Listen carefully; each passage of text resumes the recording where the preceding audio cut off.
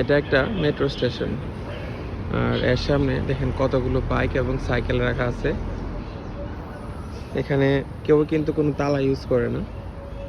বাইকের সাথে নর্মালি যে চাবি দিয়ে লক করার সিস্টেমটা থাকে, ওইভাবে লক করে সবে হচ্ছে অফিসে চলে যায়। আর সবইগুলো একদম মেন রোডের পাশে।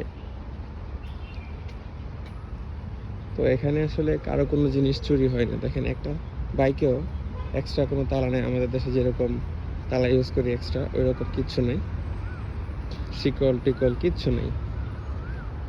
তো কারো কোনো বাইক চুরি হবে না।